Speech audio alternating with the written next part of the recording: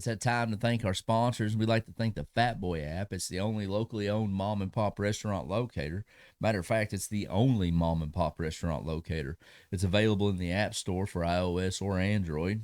We got to thank Stephen Watson over at Watson's Transmissions. Listen, if your transmission ain't pulling its load or shifting gears like it's supposed to do, get a hold of Stephen Watson. Listen, Stephen is the transmission guru. He's the king. He's the best around. That's why I call him the king. So get a hold of Stephen Watson.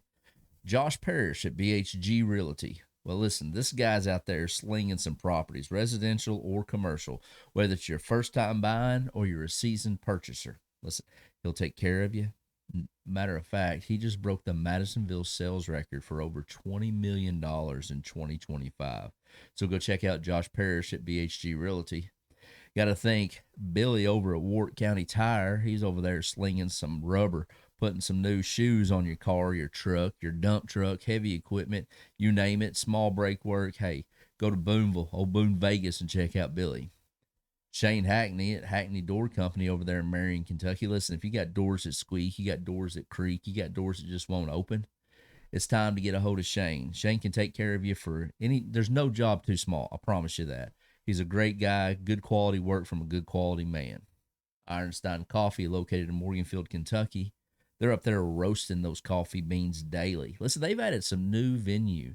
They've got some entertainment going on up there in Morganfield. Not only do they do coffee, they got a little bit of entertainment now. So you want to go check out all of their coffee lineups. That's Ironstein Coffee.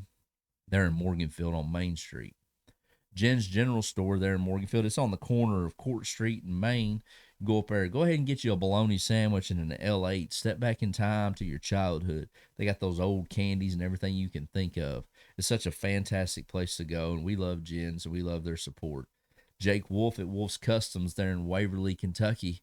Hey, he'll get you taken care of, whether you need brake work, you need small engine repairs, you need tires, oil changes. Jake and his crew there at Wolf's Customs in Waverly, they're going to get you taken care of. Now, we're going to be adding some new sponsors this year. We're fortunate to kind of take on a few more. And as soon as we get all that stuff lined up, we're going to be sharing those as well. So with that being said, let's get to the podcast. So welcome Front Porch America. And today I have a special guest. When this guest reached out to me, I knew I had to have her on. So this is Mrs. Anna Keibler. And now I probably called you Keibler a few times when I was talking to people because I've been excited about this. So I've showed a lot of people, like, look, check this out. This is what's happening. And Anna's story is one of the most unique and crazy, for lack of better terms, that I've came across, right? And I've dealt with a lot of different people doing interviews, and I just knew I wanted you on. And thank you for driving. And you drove a couple of hours from Borden, Indiana. and that's what is that close? Is that close to Bloomington, or is that? It's in between Salem, Indiana, and New Albany, Indiana. Okay, all right. So yeah, still either way, it's still a good little click away. And I'm just gonna let you tell your stories, and if you don't care, let's just give the audience a background, where you grew up, how you grew up, and we'll just move Sure. into that. Yeah, so I grew up in a tiny town called Milltown, Indiana, in Crawford County. A population about 800 people. I think it's up to about 1,000 now. Oh, wow. And it was super rural. I grew up on a old abandoned farm that's about 24 acres, and it was completely forested. So I'd come home, and the first thing I would do is finish homework and go into the woods, and just spend all my afternoons there. And I think that's what got me into traveling. Or got that travel adventure. Gave you that fever. Yes.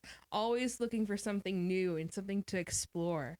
And then when I would hear my parents come down our driveway, which was about half a mile long, I'd rush back into the house and the adventure would be over. But the next day I'd get up and do it all over again. You know, that's funny because, and I didn't think about this earlier, but our driveway was a really long driveway growing up, and we lived right on the back of a creek. And I remember in school the kids thinking we were I wouldn't say poor, but we didn't have a lot of money.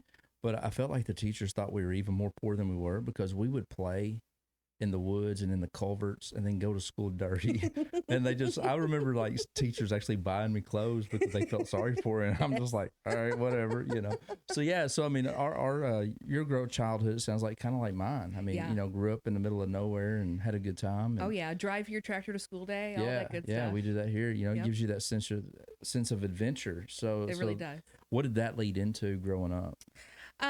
Well, I think between my sense of adventure that I got from living rurally, and I know that sounds kind of like counterintuitive, Right, right. but I think country folk really do have a big I sense think of so too. adventure. Yeah. Paired with my journey with the Indiana Academy. So when I was in high school, around 16, I transferred to the Indiana Academy for Science, Mathematics, and Humanities, which is a big nerd school. Yeah, that sounds like you're really smart. So that's out of my league. So. But it was fun, and it really pushed me academically. And people had big expectations. They're like, okay, you're going to go to this smart school and then go off and do great things. And ironically, only about half of us have gone off to do great big things. Well, I mean, you've written a couple of books, and we'll get into that. So that's pretty big, yeah. Right? So, and we'll talk about that. But yeah. Yeah, and so while I was there, I had the opportunity to learn Chinese. There were about, I think, 6 different languages that were being taught, and we could choose between whatever we wanted. Most folks chose either Spanish because that was what they studied before, or Japanese. Everybody was interested in anime. But I wanted to be a little different. So I was like, all right, let's do Chinese. And then through that program... So was Chinese hard to learn? It's not as hard as you would think. Okay. So there's no conjugation. There's no plurals. The grammar structure is very easy.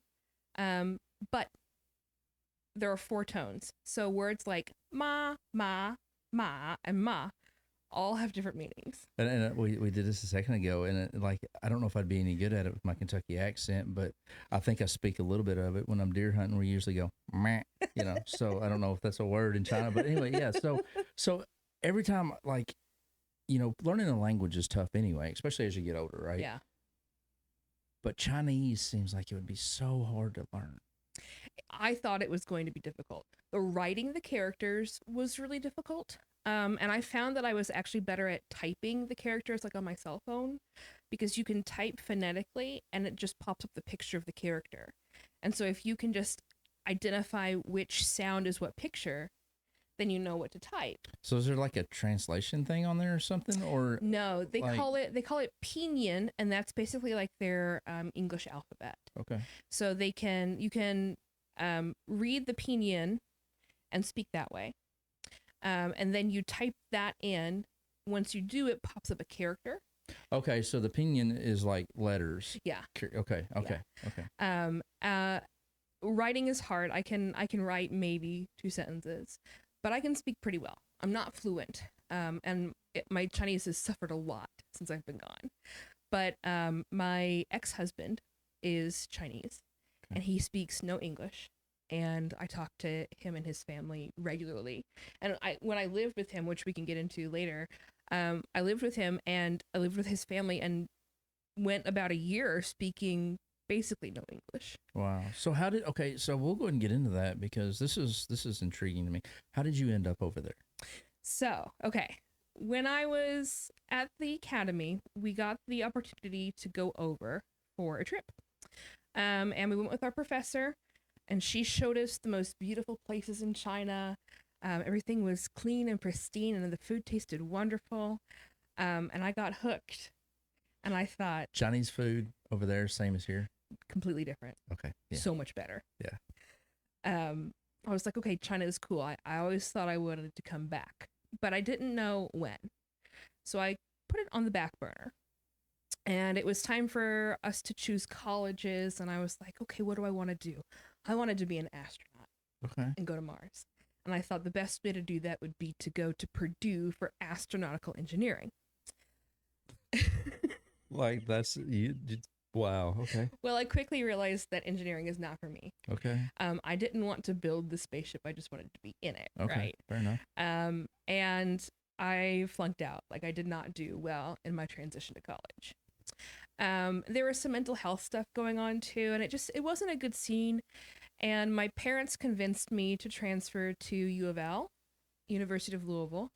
Come on over here to Kentucky. We'll show you how it's done. Oh yeah, and they were both working there. They weren't professors or anything, but U of L has this tuition remission program. Mm-hmm. So anybody, no matter who you are, what level of job you're doing, if you work there, you and your dependents get tuition remission. Oh, wow. Sounds... So I came back and I went to U of L, and they didn't have any of the majors I wanted. I wanted to do like geology. Well, they had all the smart nerdy stuff. Yeah. They had geography, which was close. That's pretty cool. Yeah. But not quite what I wanted. So I just took some weird courses here or there, undecided major. And I saw one day there was a flyer for a study abroad program in China. I was like, ooh, that sounds nice. Now, at this point, I was engaged to a man who was 5 years my senior. And we were living together in like a little studio apartment in downtown Louisville.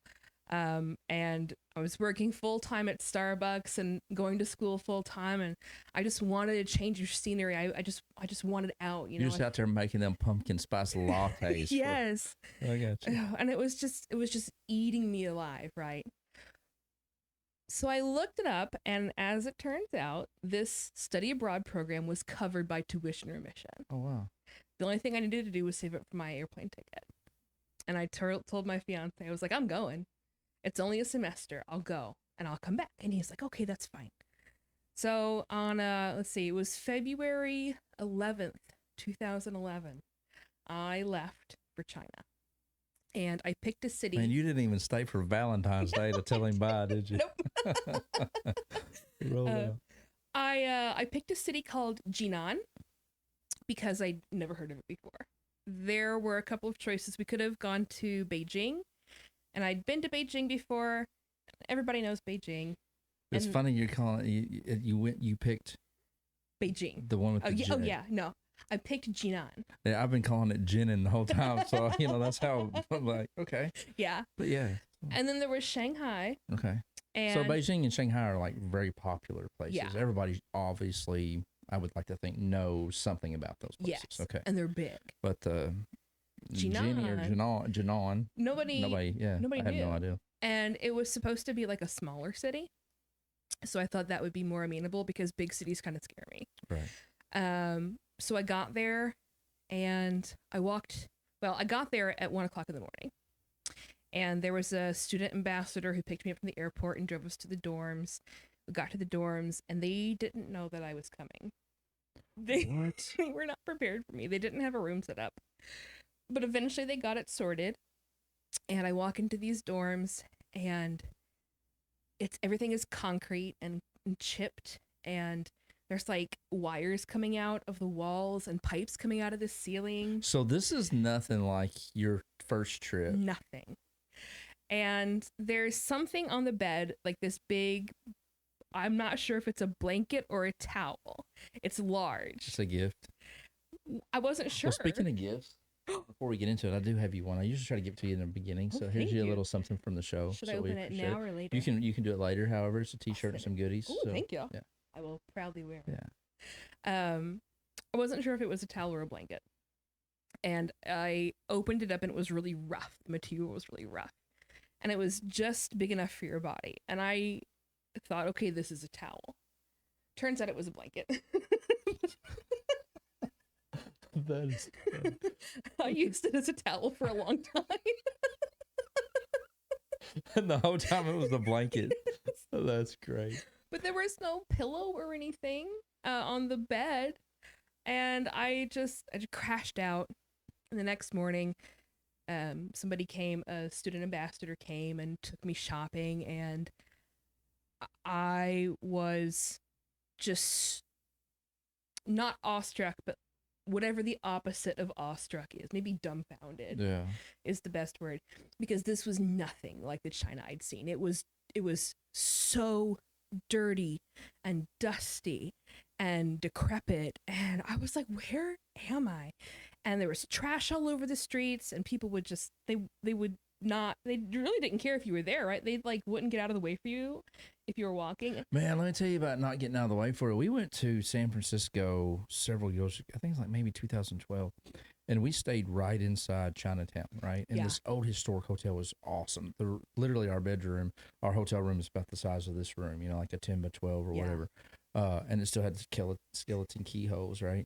But we would get on the trolley and we would get yelled at and cursed at by these little Chinese women. Like, they were so mean. Yes. So, and I'm like, I'm not going to mess with them because I don't know if they know Kung Fu or anything, you know, because, you know, it's just one of those things. So, Yeah. yeah. So, Yeah, and there is really no sense of personal space in China. Americans have really big personal bubbles compared to the rest of the world, and China has like no personal bubble at all.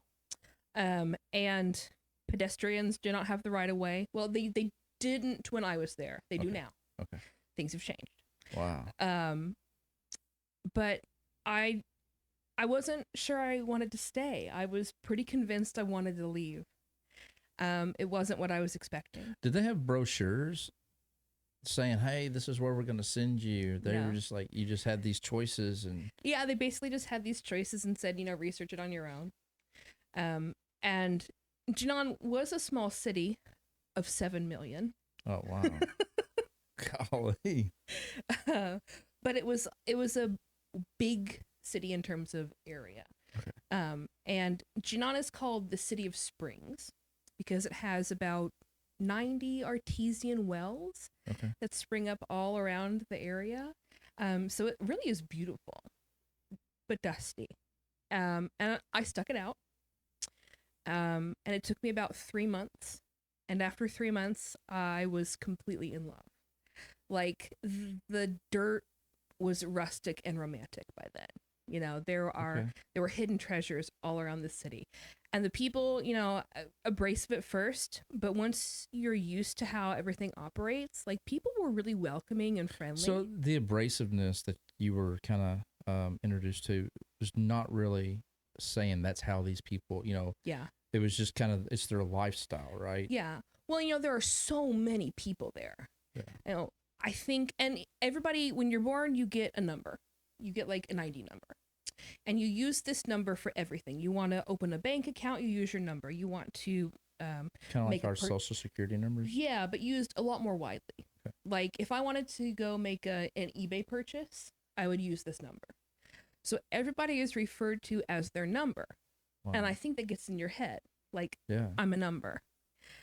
And China is full of dichotomies. So if you get hurt on the street, nobody will help you. They're not going to come and help you. Just walk by you? They'll just walk by you. They might film you. Okay. I can see that. I mean. But if you are friends with somebody, they will move heaven and earth to make sure you are okay, that you are cared for. They'll go out of their way 1,000,000 times over if you're their friend. If you're a stranger, you're nobody. But if they know you, then they really, really have a vested interest in you. Wow. And it's pretty easy to make friends in China.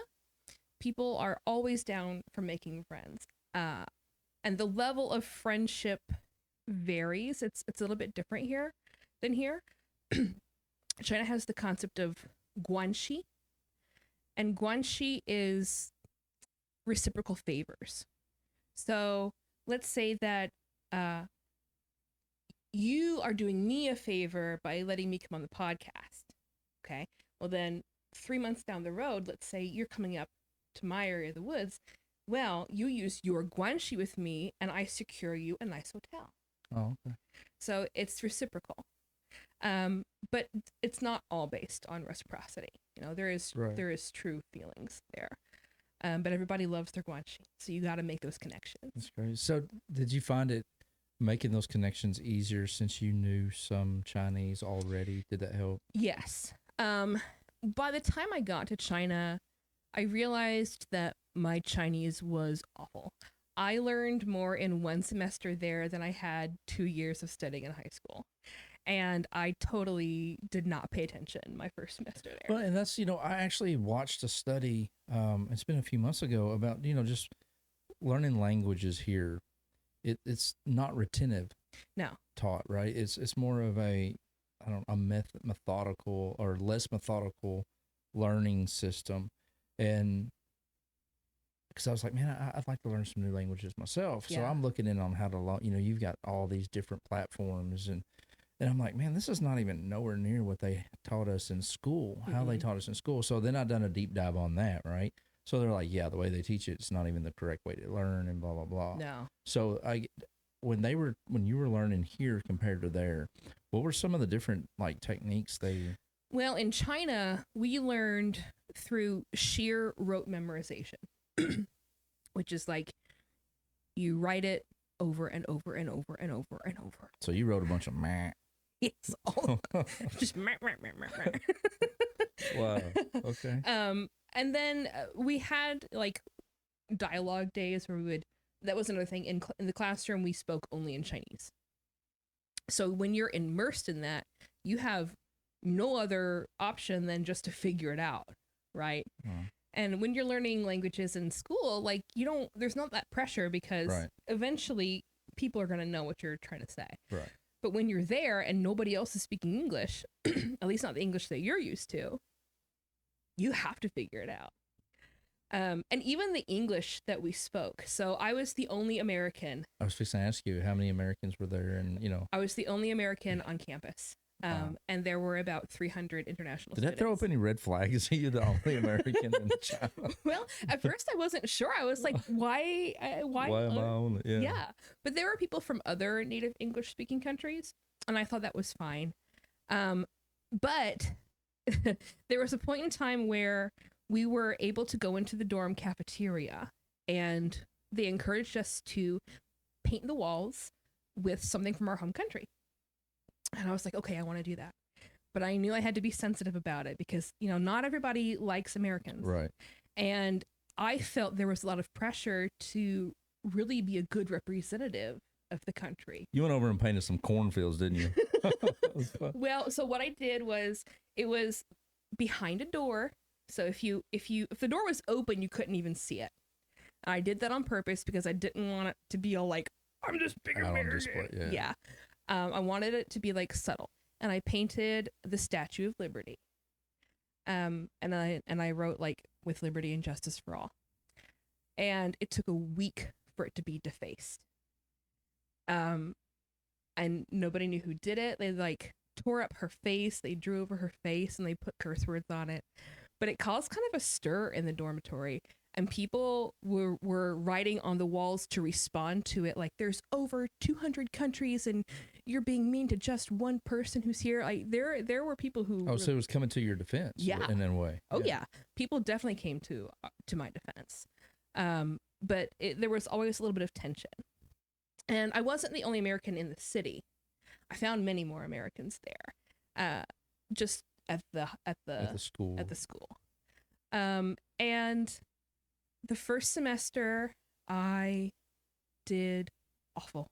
I was a horrible student because I was 19 years old and I was living life on my own for the first time. It was brand new place. And the rest of the world, they're introduced to alcohol much younger than Americans legally. Right. So I think there's a lot more moderation built into their customs. But when you took me out and you took me to the bars, my goodness, I just went wild. I thought this was great. And that's something that's, obviously there's so many countries that you can drink at 17, 18. Yeah. Here in America, we can go serve our country at 18 years old, lay our lives on the line. Yeah. And now we can't buy alcohol. You can't buy cigarette or tobacco of nicotine products of any kind now. It's never made any sense to me. It's okay to go out here and send your kids off to war. Yeah. But it's not okay for them to walk in a store and buy them a 6-pack of beer and go home. You know what I mean? Yeah. I've never understood that. I've always thought, man, it's backwards. It is. I agree. So, but anyway, yeah. Yeah. And so I really got into the party scene. And I did not do well in school. I still learned a bunch of Chinese. I just didn't perform well academically. And it came time for the semester to end and for me to go home. And I didn't want to go home. I wanted to stay. And my visa still had about 2 months. So I thought, okay, I'll stay. And my fiance was like, what do you mean you're going to stay? Yeah. long story short, we ended our relationship. Well, I mean, I would tell you left before Valentine's Day. Like, man, that's, you know, so And I think it was the best for both of us, yeah. and he went on and he's got a great family now, and I've got my great family. Um, and while I was there on these next 2 months, I decided that since the university, excuse me, the University of Louisville said they were no longer going to fund my stay. Like, if I wanted to go to classes again, I'd have to fund it on my own. Fine. But how am I going to do that? Right. Could get a job. Now, it is completely illegal to work while you're on a student visa, Okay. but everybody did it anyway. And it didn't take long for somebody from the university in a different area, like a different department, a Chinese man named Mr. Liu, contacted me from a friend of a friend, and he said, "Hey, I have a position in the neighboring town about an hour away by train. And if you can teach American culture to about 6 students over the summer, then we'll pay you 10,000 RMB per month," which was an obscene amount of money. That was what like top English school people were getting paid. So for me as a student, that was great. That would pay for all my expenses. And it was in what? It was in a town called Tai'an. So Tai'an, about an hour away by slow train, and it was famous for this big mountain, Mount Tai. It has about 3,000 years of culture tied up in it, and it's a very small town, only about 1 million people. Y'all remember the mountain thing, because that's going to come into play here in a little bit. And it was idyllic in the sense that if you think of like a stereotypical Chinese misty mountain village with everybody wearing the hats and pushing carts, like that's what it was. Wow. So I taught there. I taught American culture. I got the students ready to go to American universities. What to expect. Anywhere from like how to act in public, like don't spit on the ground. So you basically got paid to show up and be you. Yes. And you know, show these students Yeah. you, basically. Yeah, and the thing is I had no business doing so. Like I was not a teacher by any means. 19 years old, I was barely older than these students themselves. But it didn't matter because I was a native English speaker, I was white, and I was female. And that just checked all the boxes. Wow. And China can be a little racist. So there are a lot of people in China who are black. And they're not necessarily all from the United States. A lot of them are from Africa. Right. But like if you're walking down the streets in China and you're black, people will point and say, "Black person." Or I've had people like rub my friend's skin to see if it comes off, and it doesn't. They're like, "Oh, the color doesn't come off." I've seen a video it's not real old, and I think it was somebody on a mission, and they get off the tour, or not the tour bus, but their bus or whatever, and these kids walk up to them, and that's what they're doing. Yeah. Is they're just checking because they've never seen it. white people or black people or Yeah. white people in this situation because the natives there were black. Yes. So it's just really, it's so like we have no idea. No. Like, I mean, I don't for sure. Like, you've got a taste of it now, you know. So Oh yeah. Yeah. Yeah, and so I started being a teacher. And then by the end of that semester, I was presented the opportunity to continue working and teach the SAT, or I could go back to university. And I decided I wanted to save up more money before I went back to university, and I took a semester teaching the SAT. So the money wise, how does that like convert from Chinese money to where you're at to American dollar? At the time, $1 US was worth about 7 Chinese yuan. Okay. So it was pretty. There's a pretty good difference in there. Yeah. And we lived like kings. Really, we did. We were very privileged while we were there. Wow. We were paid more than any other person. Like eventually, I started working at the English training schools, and we would make more than the second level supervisors above us. Wow. But they said that's because we're the ones that are coming from our home. We're from so far away. and we're immersing ourselves in this different culture, it's like the least they can do is make sure we're comfortable, right? Wow. So it Yeah. was nice. Do you think we could learn? I know America and China, like China. Listen, people all the time are like, "Oh my gosh, you bought Chinese made stuff." I'm like, dude, you're holding a Chinese made phone, you're wearing Chinese made shoes. Why are you coming at me like this? Yeah. And I'm not gonna like get in that political nonsense, but the, have they done stuff to me personally? No, right? They haven't. And I know so many nice Chinese people, Japanese people, whatever. Do you think that we're missing out on a friendship, like learning? You know what I mean? Definitely. Like, and that's going to get into a whole political thing on how we become friends, right? We don't need to be the friends that skip down the street holding hands, but come on, man. Yeah. There's got to be a middle point because Oh yeah.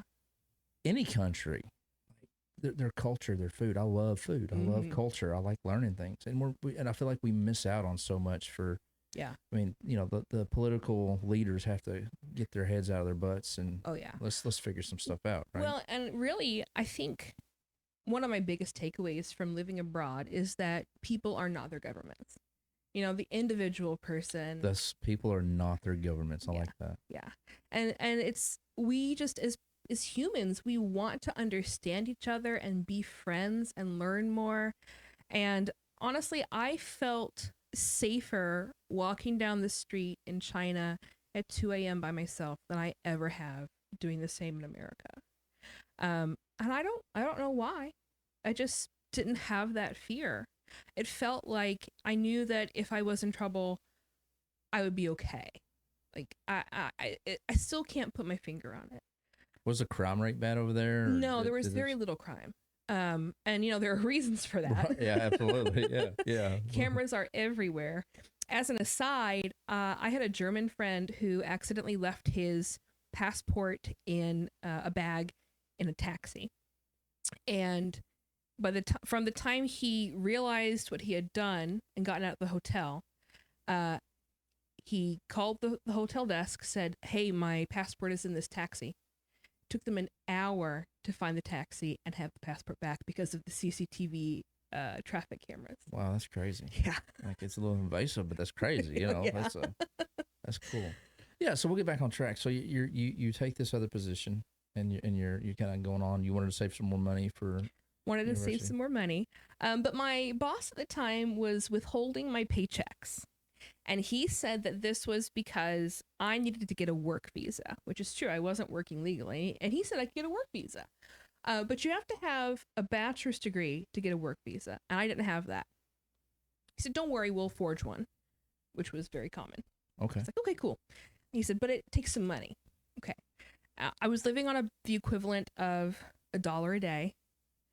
It was hard. I would wake up in the morning, go down from my apartment complex. Did you eat ramen noodles in China every day? No. Okay. No, they were too expensive. Okay. I would eat these like patties that were made out of egg and spinach and dough and like fried. And I would also smoke cigarettes to keep my appetite at bay.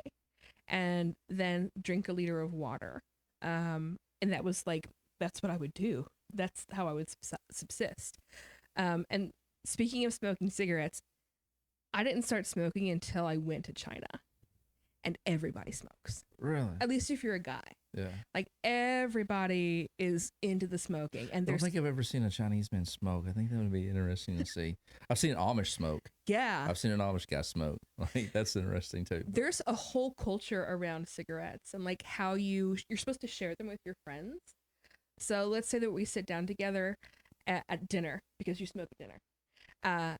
We would all take out our cigarettes and put them on the table. And we would just take from everybody else's. Just give whatever you want. You want a menthol? Go ahead. Yeah, pretty much. Non-filter? Get it, big boy. Yeah, that's crazy. But it turns out that he was just pocketing my money and had no intention of getting me a work visa. And I was stuck. I was like, what do I do? I eventually had to go to the police and turn myself in. And I said, look, I've overstayed my visa because this guy's taken all my money and told me I could get a work visa. So they were very supportive and ended up fining my boss 20,000 RMB, and he had to pay for my plane ticket home. And they fined me 2,000 RMB because, got to have a little bit of Right. punishment. Yeah. And they said, you're more than welcome to come back, just do it legally. Okay. So 2 months later. So you go home for 2 months and you're like, yeah, I'm out. And you go back. Yes. Okay. 2 months later, I'm back in China, and Did you go back to the same place? Went back to the same place. This time I'm working for an English training school.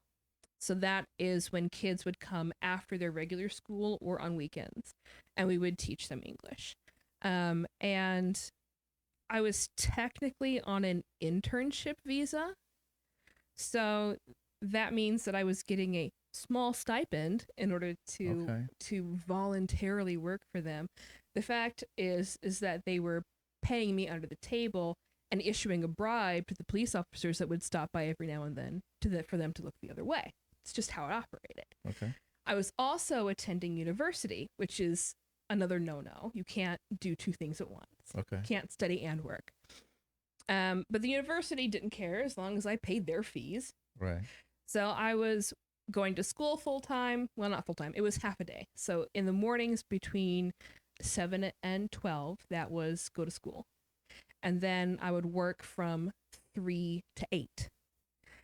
And that was what I would do the whole week. Still had a social life though. Wow. And I was a very big social butterfly. And you had different groups of people in the foreign community. So you had the people who were their students, and their schedules were typical Monday through Friday. You had the English teachers, and their weekends were Sunday, Monday, Tuesday. So they're on a little bit of a different schedule. Wow. And then you had the foreigners that were there on corporate business. They're not students, they're not English teachers, but they're, architects or whatever. And their schedules would vary. So there's these 3 different groups that I was social with, trying to navigate that and their times versus my time. Right. I did very little sleeping. I bet. Yeah. And I really integrated with the local community. Like, I had a lot of Chinese friends. And I started getting into something called Changba. And Changba was a competitive karaoke app. Okay.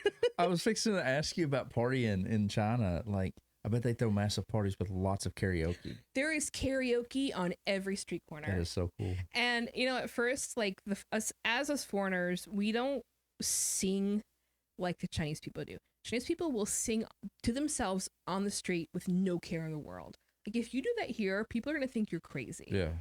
But it's something that I still do. I'll just sing now. And I can't stop myself. Like, once you've got that bug in you, it doesn't leave you. Happens, yeah. So we would be a little nervous at first to go to KTV, but after a couple of beers and you've got some weird NSYNC song on and you're just jamming out. Yeah, that's funny. That's so cool. So I joined this competitive karaoke group and met a group of people who were Hui. So the Hui people are an ethnic minority in China. There are over 50 ethnic minorities. Oh, wow. The Hui are majority Muslim, and they're from Tibetan area. So if you go out to Western China, a lot of Western China is majority Muslim. And the Hui look a little different. So they trace their ancestral roots back to the Silk Road and have influences from Pakistan. So the people who were coming over from Pakistan settled in the Tibetan region, and they formed families with the Chinese people. They found them a Chinese girlfriend, or vice versa, right? And so you can kind of see those Middle Eastern features in their faces still. Yeah, it's really cool. And the people that I was hanging out with, despite being Muslim, did not follow any of the restrictions. Like, they would party, they would drink, they would do premarital intercourse. They just would not eat pork. No pork. We'll pork you, but we're not going to eat pork, Pretty right? much, That's yeah. pretty. That's crazy.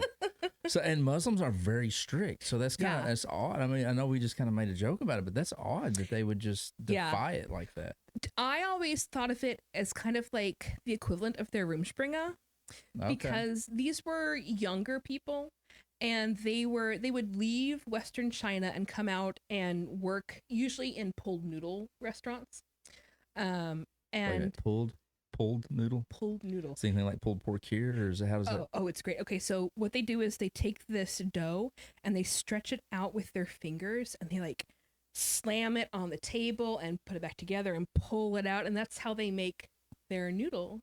That's really cool. Oh, it tastes so good too. And they have like the never-ending pork bone broth, or not pork, no, sorry, beef. Okay. Because they're Muslim. Beef bone broth with a little bit of scallion in there, and very thin slices of like roast beef in their noodles. So good. Insanely cheap. That's cool. I think if it ever came here, like, it would just take off. Like, oh yeah. And I was hanging out with these people, partying my butt off, and got myself a Hui boyfriend. And he was like the leader. He was the leader of the clique. The leader of the pack. Yeah. And I was his foreign girlfriend. And I was just as much into how exotic he was as he was into how exotic I was. And that's what our relationship was based off of. And it wasn't a very good relationship because of that alone. But we had a tumultuous time, and eventually he I broke up with him because he cheated on me with a 16-year-old girl. In China, the age of consent is 14. Oh, wow. But to me, this, 23-year-old getting together with a 16-year-old, it really didn't sit right with me. Right. And it was cheating. So I was like, I don't want to have anything to do with you anymore. But I was still upset about it. And I was kind of grieving the relationship when somebody reached out to me, another Chinese white person. And he said, oh, that guy whose name was Jackie. Jackie is married and has a family, has kids.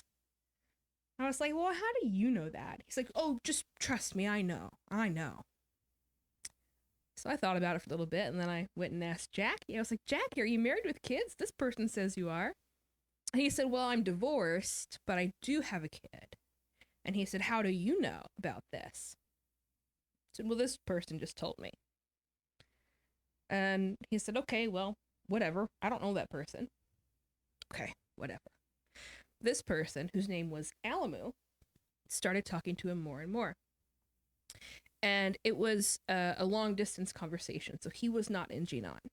He was in a province called Qinghai, which is on the Tibetan Plateau in western China. And Alamu was a yak herder. A yak herder. A yak herder. Like legit. Yeah. This is what, 2011, 2012 now? This would have been, oh gosh, I think more like 2013. Okay, so we're not like... We're not fresh. In the 80s or 70s. This is like, or even the 1800s. This is common day yak herding. Yes. And I will say that I always thought yaks were like these big creatures. Right. And the classic Tibetan yak, the white ones that you see, they are big. But an actual yak is more like the size of a Saint Bernard. Really? They're not big at all. But, in such high altitudes, you don't really have things that grow very tall. In fact, the people themselves are shorter. Oh, wow. When I was out on that area, the average height really was about 5'4". Okay. So not very tall at all. I started talking to Alamu more. And it was just little questions every day, like, oh, how are you? I'm fine. Tell me about yourself. Just typical, like, let's make friends. But eventually that turned into talking every night.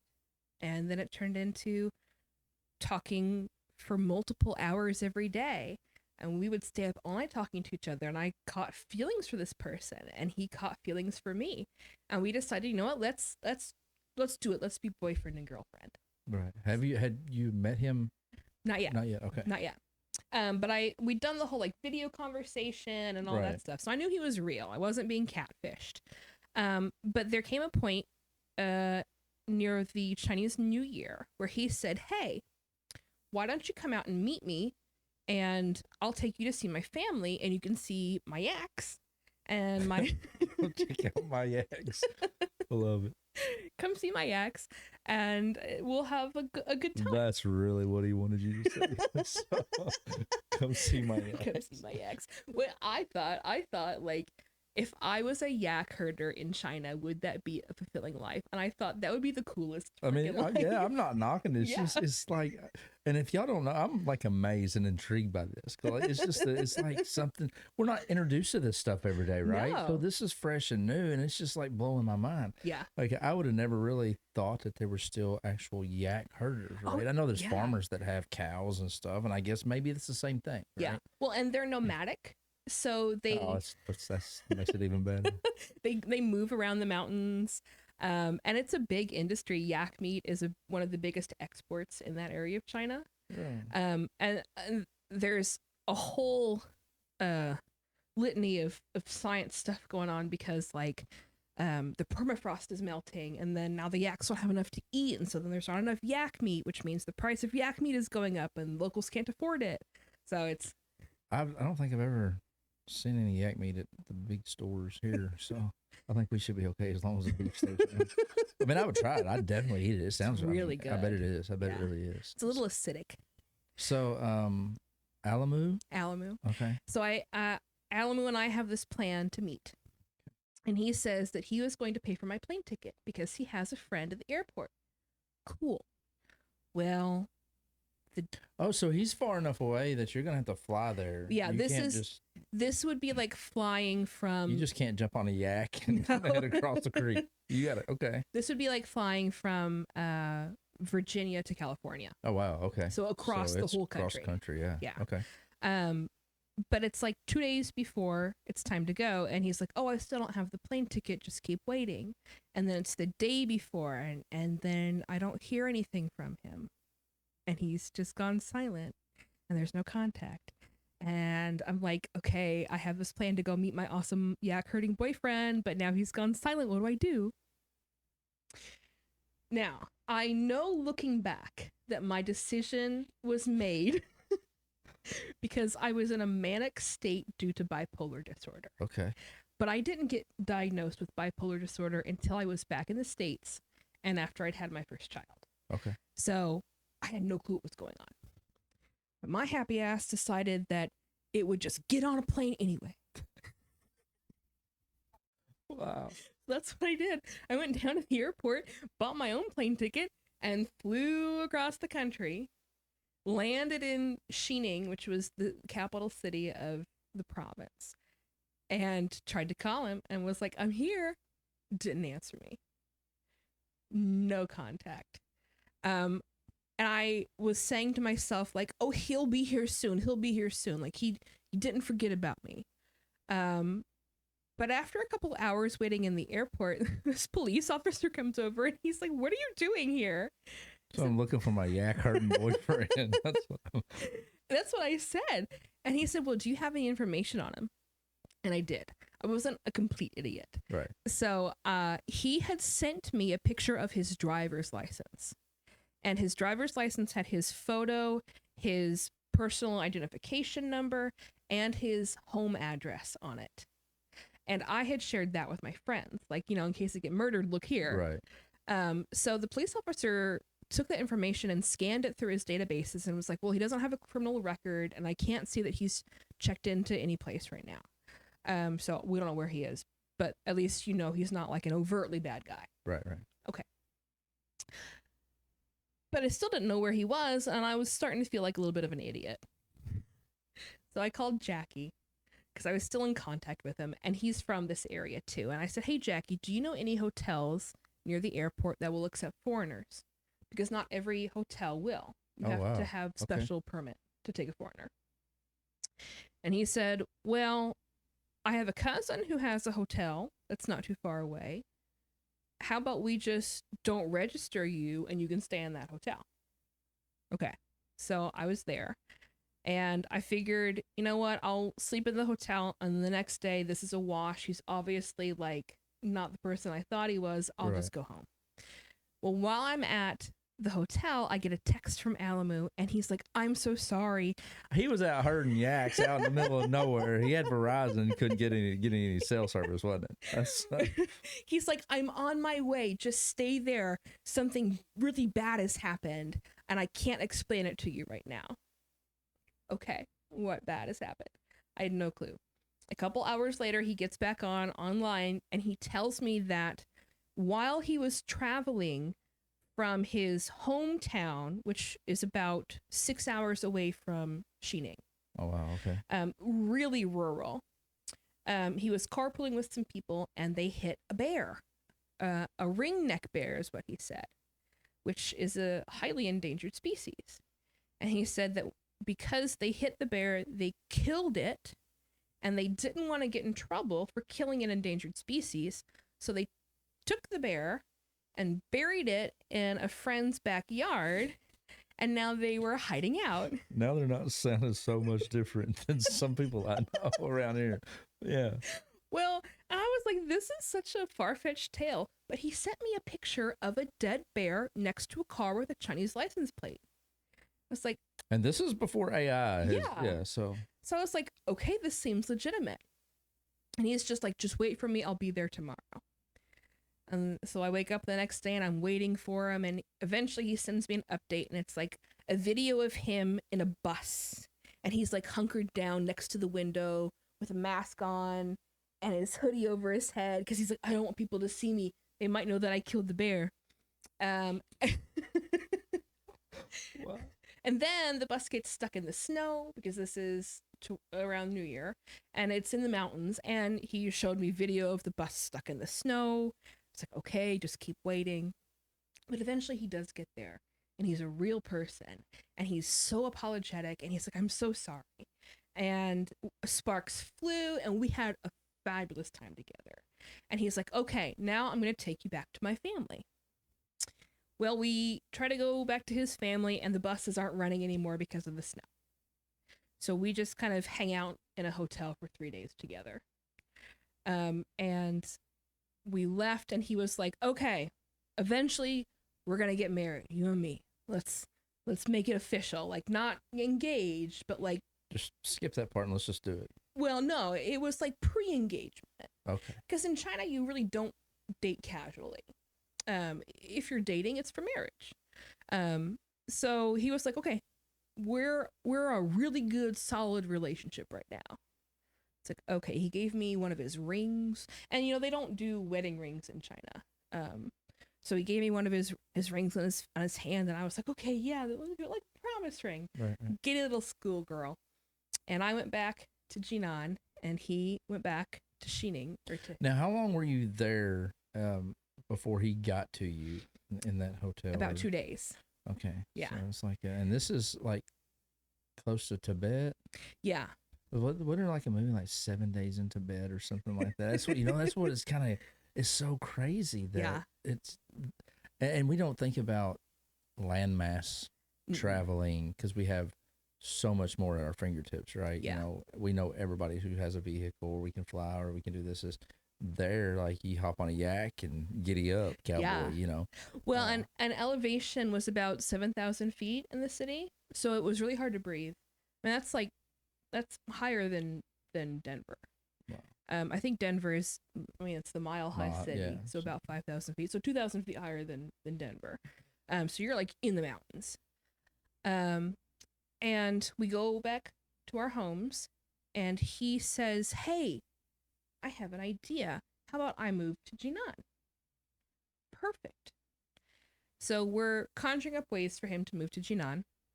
And this is taking some weeks. Right. And he's like, oh, I have an idea. If I can get a lorry, like a truck, then I can take that truck, move to Jinan, and I'll contract my truck out, be like our truck drivers here, and he could be a truck driver. And he's like, this is a great way to make money. It's a surefire way. Everything will be stable. I just need to get this truck. Can you help me buy it? Well, how much is it? Oh, 10,000 renminbi. So how much is, and that's $7 difference. So Yeah. okay. So it was a pretty hefty chunk Yeah. of money. And he's like, please, can you help me? I was like, I can't. I don't have that money. He's like, but you're a rich American. And I'm like, no, I'm not. Gotcha. It's like, first of all, not all Americans are rich. Like, Right. that is, like, there are poor people in America. There- And there were Chinese people who legitimately did not believe that America had poor people. They thought that we were all, like, wealthy. And explaining to them, like, no, we're just poor, just Right. like you guys. Blew their mind.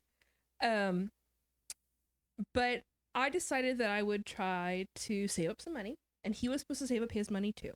Saving up this money, and was just going, okay, saving up money. I had to go home. My visa was about to expire. You know, you have to leave the country and come back every now and then. So I went home, and while I'm there, he tells me it's an emergency. Like, I have to get this truck now, or I'm never going to have it. Like, can you get me money? And I really was not well mentally. I was definitely in another manic state. And I tried to scheme money away from my friends and my family. And thankfully, nobody took the bait. Yeah. Like, I told people that my landlord back in China said that if I didn't give her rent for the next 6 months, that she was going to kick me out. And nobody believed it. Thank God. Yeah. So Alamu was like, what am I going to do? This is all on you now. And I believed that it was all on me. Like, he made me feel like it was my responsibility to get him that truck. So I got back to China and met a guy on the street, started talking to him, which is a very common phenomenon. Everybody wants to be your friend. And I was talking to him on social media, and he's like, oh, so, tell me your story. And I told him what was going on with Alamu. And he said, oh, well, I can help you with that money, but I'm sorry. I said 10,000 renminbi, didn't I originally? No, this car was 50,000 renminbi. 10,000 renminbi was my salary. But this truck was 50,000 renminbi. And he said, I can get you this money, but you have to give me something back in turn. It's like, okay. He said, I want your passport. I said, okay. Took photocopies of my passport so I could still get on trains and buses. Handed him over my passport, and he handed me all this money. So now I'm living in a foreign country with no way to leave. Because if you want to leave, you need your actual passport. Oh, he took the actual passport. He took the actual passport. And he told me, he's like, if you don't pay this back, I will sell it. It's like, okay. So then I took that money and gave it to Alamu. And he said, I didn't ask you to do this for me. I said, yeah, but I did it. And he took the money. But he kind of did ask you, Yeah. So I was like, okay. He told me, don't worry, we'll be able to make that money back super quick when I get there. It'll take 3 months max. You've got 6 months to pay it back. You're fine. So a week later, he says, okay, I've got my truck and I'm moving to Jinan. And he said, just wait for me. Okay. Now, driving across country, I was trying to think, like, how many days does it take to get from one side of America to the other? Because that's about the same distance. China and the US are about the same size. Thought, okay, what, 5 days max? Well, 3 days into it, and he's like, I'm still 3 days out. And I'm like, but why are you going so slow? Well, yeah, you're not on your yak. You traded your yak for a Mac. Yeah. Come on, bub. And he's like, well, if you saw the vehicle I was driving, you'd know I have to take it slow. It's like, once you see it, then you'll know. I'm like, okay, whatever. Another 3 days goes by. Like, where are you? Silence. One more days goes by, and I'm about to give up on this person and be like, no, he's just cheating me. And I get a text from him, and he says, oh, I'm so sorry. I was driving with a friend because I didn't come alone, and my friend isn't Muslim. And we got to Shandong, which is the province where Jinan is. We got to the border, and we decided to pull over at a rest stop and celebrate that we got here. And my friend started drinking, and he got really drunk. And he told me to do a shot with him, and I didn't want to, but I decided to eventually because he wouldn't stop pressing. And, I don't drink, so one shot for me just put me out in the back seat. He just drunk. He's just drunk. And he said, so I was asleep in the back seat, and my friend was driving, and we got pulled over for drunk driving. And they sent us back to our home provinces, so we're not there. Wow. And I believed him. Totally believed him. 100%. I was like, oh my gosh, that's awful. And I was like, when are you going to be able to come here? And he's like, well, I don't know because I don't have any money. I had to pay the fines for my drunk driving, which did make sense because in China, under their drinking laws, which were not established until the year after I got there. So before this, you could drive drunk legally. According to their drunk driving laws, if you're in the vehicle with somebody and they're driving drunk, you are just as culpable because you could have. Because you allowed them to. You allowed them to. And you can lose your license right away. So it's pretty strict now. It's like, okay, so he had to pay this money. And he's like, okay, so in order for me to get to Jinan, the next thing I have to do is go onto the mountain. He's like, I'm going on the mountain. Like, okay, what are you going to do on the mountain? Work. I'll be gone for like a week. Like, okay. So he goes on the mountain, and, on the mountain they don't have service. So I'm not expecting him to be online. But I had made friends with some of his family members at this point.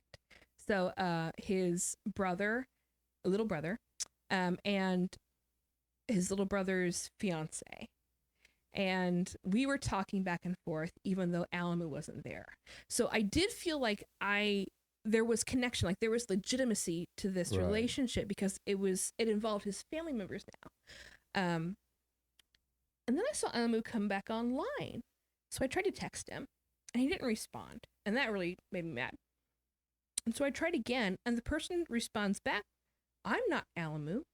Alamu's not here. He gave me this instant messenger. It's like, that doesn't make sense. So I talked to his family members, and I'm like, where's Alamu? And they said, oh, well, he's on the mountain. Like, what's he doing on the mountain? They said, okay, he's harvesting cordyceps. Cordyceps, also known as caterpillar fungus. Okay. These are caterpillars, and they are in the grass, and a fungus infects them, and it sprouts from the top of their head, and it turns into a mushroom. And they harvest that caterpillar and the mushroom, and they use it in traditional medicine. Oh, wow. And it's said to do anything from cure cancer to boost your immunity, like does everything. It's like the holy grail. Make you see people that's not there. Yeah. That's what I feel like would happen. It's a very lucrative business, and you have to be like physically poking through the grass to find these things. So it made sense that he was away for a while. And I was like, okay, when is he going to come back? And they're like, well, he should be back any day now. Well, more time goes by. I think it was about a week, and nobody had any contact with him, including his family. I'm like, what is going on? Where is Alamo?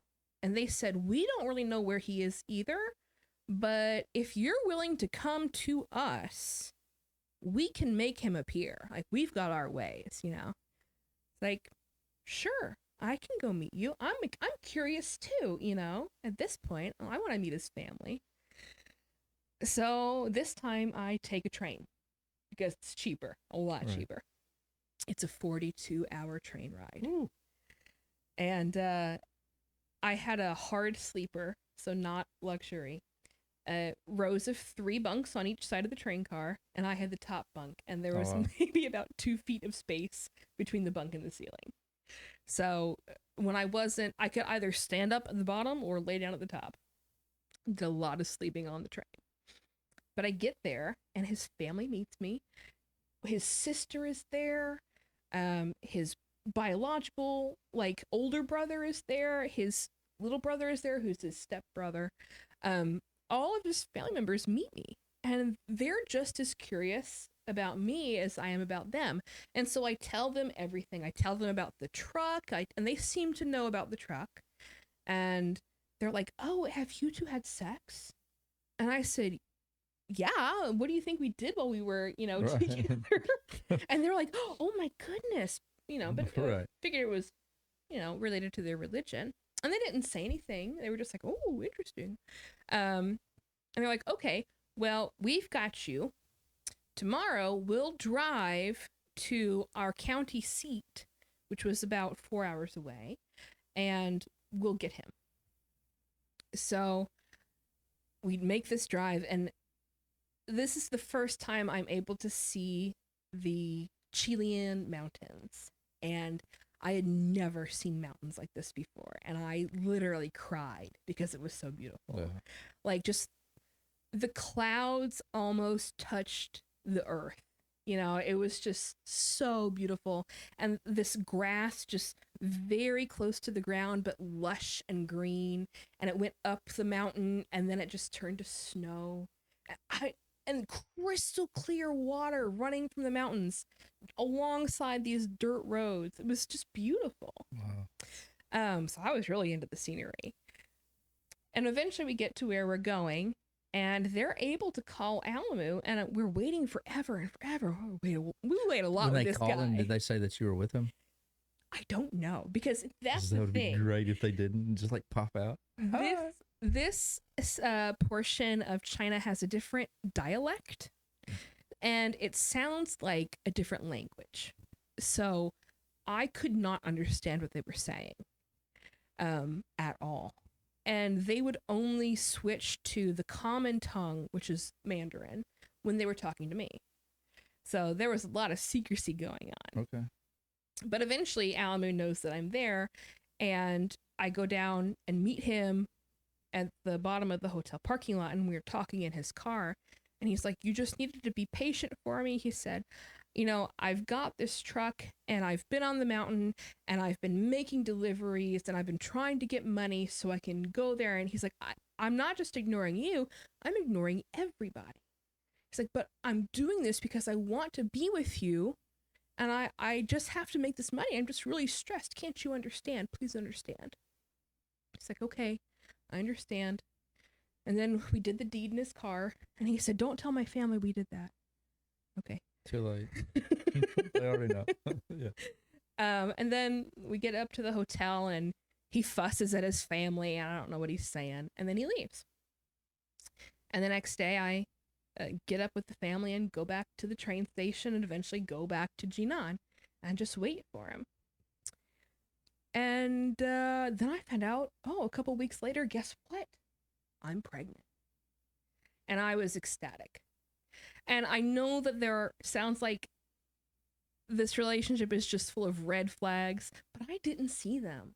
I was just infatuated with this person. I thought he was one of the most interesting people. And that's easy to like believe because you don't know their lifestyle. Maybe this is how it all works there. Yeah. I can see where that would be a little. I chalked a off-putting lot or of just this kinda- up to cultural differences. Yeah. And, I had people around me telling me this is cultural differences because these aren't the only white people I'm interacting with, Like, I was still in this karaoke group that was all white people. And I'd be like, "Hey, is this seem weird?" And people would be like, "No, it's fine, whatever. He's fine."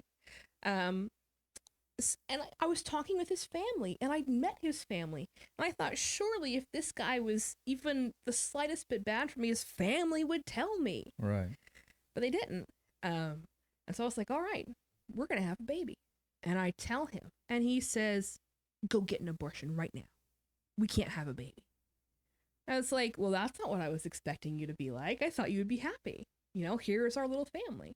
No, he was so mad. And he stopped talking to me. And the only way he would talk to me is if it was about me having an abortion. And I was like, I don't know if I want to do that. And there was a point in time where I really did consider it. And, I talked with my brother all night, weighed the pros and cons. And then I decided, okay, I think I want to have an abortion. So I went with a Chinese friend to the hospital. And the doctors were like, "It's actually too early. We can't give you these pills until you're 6 weeks along." and you still have to wait a week. That's like, if I'm waiting a week, I'm having this baby. Like, Yeah. it's now or never. So I was like, guess we're having a baby. So I'm keeping in contact with his family while I'm pregnant, hoping that maybe Alamu might change his mind. Um, and his family seems positive. They're thinking he might change his mind too. But nothing really changes. And so I go through, I'm about, let's see, 12 weeks pregnant when I decide I think I'm going to go home. You know, like I can't be a single mom in China. I got to go home eventually. Right. Like, this is my limit. It's time to go home. But before I went home, I wanted to know if the grandparents wanted anything to do with their grandchild. It's like, just because Alamu doesn't want to be here doesn't mean that this kid doesn't have a whole other Chinese side of its family, right? Yeah. Like, this child deserves at least for me to attempt to make contact. Right. Like, okay. So I enlist the help of some friends from the karaoke group, and they were very excited to help me. And they were like, yeah, we can help you. We can get you out there and get you to his house. And I go to his house, and before I can walk in the door, which, by the way, is this tiny village of like 10 huts. Like, Oh, wow. it was very tiny in the middle of nowhere. It was an 8-hour drive to get there, so very far away from civilization. And I get there, and before I can walk in the courtyard, his brother and his brother's fiance walk out, and they're like, Anna, what are you doing here? It's like, well, I want to talk to your mom and dad about this baby. I'm like, no, you can't do that. You have to wait until Alamu gets here, and then you can talk to them together. Okay, fair point. I guess. Let's wait. So they're like, okay, where are we going to put you while we're waiting for Alamu to get here? Because Alamu's not here. He's 6 hours away. They take me in a pickup truck, which was the first pickup truck I'd seen in China. And we drive up the mountain that they're on, and we get to their herding tent. And I'm shuffled into their herding tent. And this was, let's see, about 16,000 feet in elevation. So it was hard to breathe. And they're like, don't go outside because the sun will hurt you. Wow. And it was true. Like, I after about 10 minutes outside, like I had to go back inside the tent because it just hurt. And eventually Alamu comes that night, and there's fighting in the tent between me and Alamu and the siblings, and he's like, why would you do this? Why wouldn't you just go home? And I was like, I had to come. I have to meet your family. And he's like, you don't understand. They'd be so mad if they just saw this. He's like, it's against our religion. You don't understand the implications. But eventually we agreed that the next day I would go and talk to his family. Okay. We all go to sleep. Wake up the next day. Alamu and his friends or not his friends, his family, they're doing something with yaks, like they like lassoing them, which was cool to see, like other people like do the lasso thing. Right. Like, that was cool. And they load some yaks up and they put them in their truck and they transport them down the mountain. And Alamu comes over to talk to me, and he's like, okay, I need to be honest with you. He said, the reason that I haven't been talking to you and the reason I've been so mean to you is because I am just scared shitless. He said, I would love nothing more than to have a baby with you and start a family with you. This is my dream. But if I did this and we did this, my family would abandon me. They would say that we were illegitimate and that the child was a sin, and they would banish us, and we could never have a community again. It's like, don't you see why I'm so upset? It's like, I guess. He's like, look, the reason it took me so long to get here is because I was in the city finding an apartment for you and me to move into right away. It's furnished, it's close by, we can make a life together, and we can start now if you have an abortion. And I was like, but I don't want to have an abortion. I'm 14 weeks pregnant. I'm in my second trimester. I want to go home. He's like, I understand.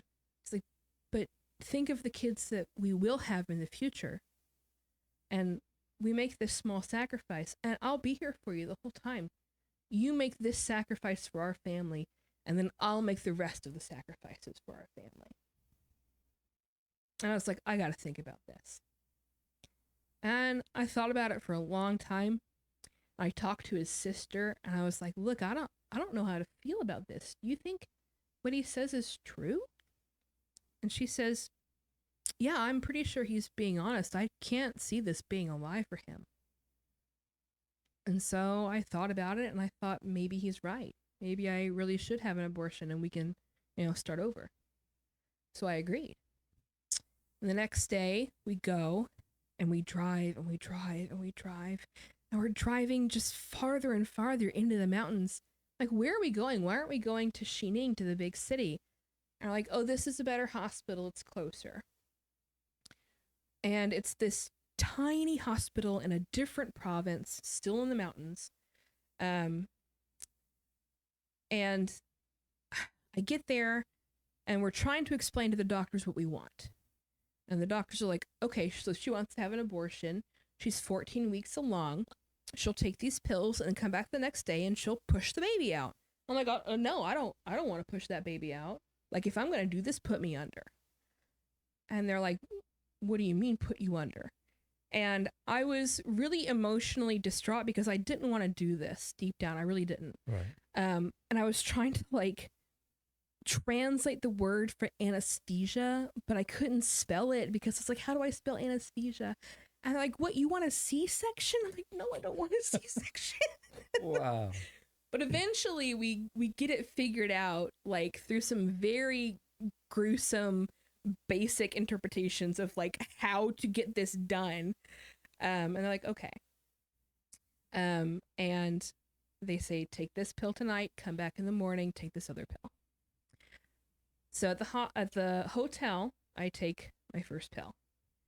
And there's no turning back after that first one. And I was like, I don't think this is what I want to do, even though I'd already done it. I was like, okay, just wait until tomorrow. Everything's fine. Just get through. And Almu said, I don't think we should sleep in the same bed tonight because you're getting ready for a big procedure and you need your rest. And I was like, but you're supposed to be basically my husband now, right? Why won't you sleep in the same bed as me? And eventually he did. And while he was there, he's like, oh, do you think that you can delete the pictures that you have of me from your phone? Because really, according to our religion, we shouldn't be passing around pictures like that, which is not the first time that I'd heard that. And a lot of Muslim people in China do not like their pictures being taken. So I was like, I guess. Deleted them. Although I knew that if I deleted them, I could still retrieve them in my phone later. Right. So I was like, sure, I deleted them. And then I got them back later. And we go to bed, wake up the next morning, go back to the hospital, take the second pill. And they were like, it should take about 2 hours. Well, I start feeling effects right away. And there's this pain and the tips of my fingers. It was so bad, I thought something was wrong. But by the time the doctors got over to me, there was nothing that was going on. And healthcare in China is completely different than the US, right? So you actually pay up front before you have a procedure done. And they really don't provide any of the care that most typical hospitals would. So they provide you a bed and medicine. But food, drink, clothing, blankets, pillows, all of that stuff, the family or other people provide for you. Oh, wow. So Alamu had provided those things for me, and he was there. But I didn't have a blanket because he hadn't brought me one yet. He was like, I'll bring your blanket later, because we thought it would be a while. But it was not. And suddenly I was in some very excruciating pain. And because I was in pain, I was crying out in pain. I was like, it hurts. I was cramping and it was hurting. And I was crying. And the doctors came in And they said, we're not going to treat you unless you can be quiet. Wow. I was like, okay. And they're like, stop being dramatic and stop crying. Doesn't hurt that bad. I was like, fuck you guys, it definitely does. Like, no joke. So they check me and they're like, oh, this baby's coming. We have to get her into surgery. So they take me in a room and they put me in a chair and put the mask over me. And I'm like, I'm going to go to sleep now, right? And he said, yeah, you're going to sleep now. And they do the procedure. And I wake up and they push on my stomach to get blood out. And Alamu was there and he's confirms, he's like, everything is fine now, right? Yeah. Well, they made me walk from the procedure room back to my hospital room. And that was very painful. Like, no wheelchair provided. And as I'm getting back into the bed, Alamu looks at me and he's like, I can't tell a difference between pregnant you and non-pregnant you. You look the same. I was like, okay, thanks. Wow. He's like, okay, I'm gonna go now because I have to fix my car. It's got a dent in it. I hit a yak a couple days ago. And I've got to get this dent out. You wait here. He said, I got you some cake. And he had gotten me some pastries. I was like, okay, yay, food. Right. And I thought, oh, it's sweet that he got me cake. That was my thought. It's sweet that he got me cake. And while I'm in the hospital bed alone after this procedure, the only thing I can feel is regret. You know, it's like, I just killed my baby. And now I'm alone. And what was this all for? And I was like, it was for us. It was for our family. It was for our future. And I'm dealing with that. And he comes back a couple hours later and he's like pacing back and forth in front of my bed. He's like, you know what? I just want you to know that I'm married. And I've been married this whole time. And I would never let somebody as disgusting as you have my baby. And I was like, what? Wow. Are you serious? He's like, yeah. And my wife is pregnant too. Which I don't know if that was true or not. But that's what he said. And so he tells me, he outlines how he had been conning me this entire time. And I just screamed at him, like, you made me kill my baby for you, for nothing. You're a monster. And the doctors are like, keep it down there. And then I look over at the cake and I realize that right outside of the hospital, there was a bakery. He didn't get me cake to be nice. He got me cake because that was closest and cheapest. And then it was like everything just fell into place. And I was like, what about your family? Like, I was friends with your family. He said, yeah, but I'm the oldest and they do whatever I say. And it broke me. I was shattered. Like, I didn't know if I was going to make it out of the hospital like I wanted to in my own life at that point, right? So that night was hard and I was alone. With only cake to eat, which, as it turns out, is not very filling, you know, after a procedure and it's been a whole day in the hospital. You want more than cake. The next day is time for me to go, and I have no choice but to leave with Alamu to get back to Jinan. He's got to be the one to take me to the train station in Xining, which again is a 6 to 7 hour drive away. And so I'm leaving and trailing behind him, and the nurses and the doctors are like, wait, before you go, we need to get a picture of you. You're our first foreign patient. And I'm like, okay, fine, just take a picture. And so there's a picture of me with all of the doctors and nurses behind me, and I'm in front, and I've got this nice smile on my face, and they're smiling, and because to them, you know, abortion in China really is not that big of a deal. Right. You know, you shouldn't have like a whole bunch of them, but if you need to have one, like, people will be like, oh, I can't go into work today, I need to have an abortion, and it's not looked down upon. So for them, this was no big deal. And I felt very alone in that sense. I was like, you know, my own my own moral compass doesn't necessarily line up with everybody else's here. Not that it's right or wrong per se. Like, who am I to say? I don't even know anymore. You know, I Right. was trying to figure it out and I couldn't. And while we were driving back to Xining, he just told me awful things. He said, "You know what? I think I will marry you, and I'll cheat on you, and I'll have babies with everybody else, but not you." And it just, if there was a bad thing that he could say, he said it as much as he could. Like, he was trying so hard to break me. And I just sat in the back, and we both chain smoked cigarettes. And eventually we got to Xining, and he dropped me off at a hotel, and he's like, "You stay here. I have to go to the hotel or go to the train station and get your passport." And he's like, "You need to get out of my car now." And I scoot over to the middle of the seat. And he turns around to look at me to say it again. And I wind my arm back and I just punch him right in the face. And then I run out of the car because I'd never hit anybody before. And I didn't know, maybe he was going to follow me in and hit me Right. back. So I run in and I go to the hotel and I register in this hotel. And a couple minutes later, I get a knock on the door and he's like, "It's me. I need your passport so I can get you train tickets to go back home." So I let him in and he's like, "No girl has ever punched me before." I said, "Do you want me to punch you again?" And he said, "No." And then he says, "Oh, my stomach hurts. Oh." And he like starts doubling over in pain because his stomach hurts so bad. And I was like, "I'm going to go call an ambulance." "No, don't do that. Please don't do that. Just stay with me." Like, "If you're in that much pain, I'm going to go get you an ambulance." "No, I just need you to stay." Whatever.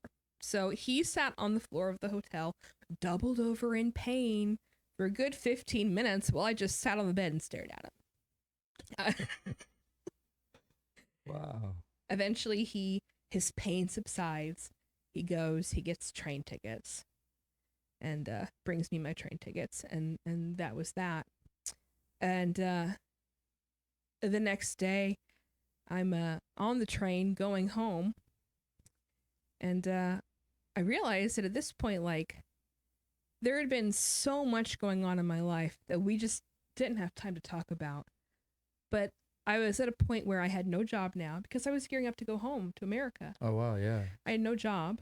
I had no apartment. I was getting ready to go. Like, my plan was to go from his family basically back home.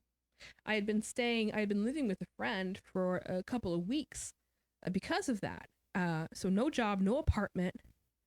And I had been a douche to my friends, asking them for money before, a couple months before, right? Like, that wasn't too long ago.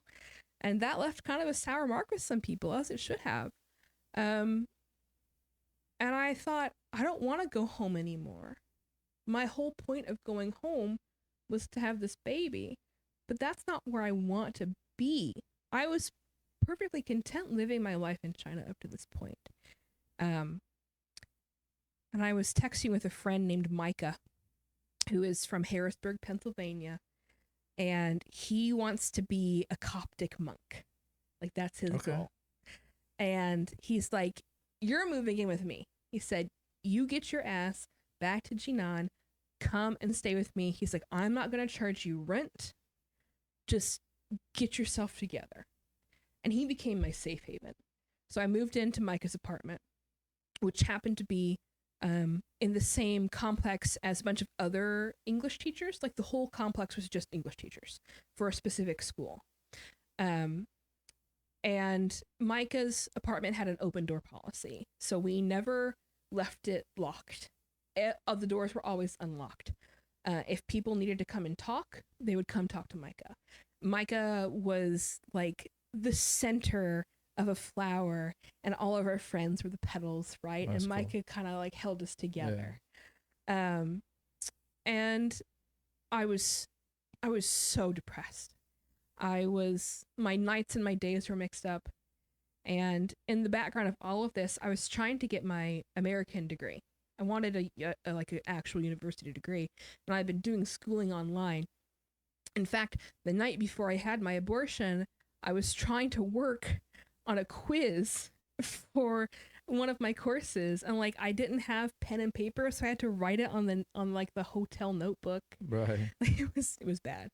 But I'm failing this course, failing my courses. I'm just drinking and smoking and not functioning.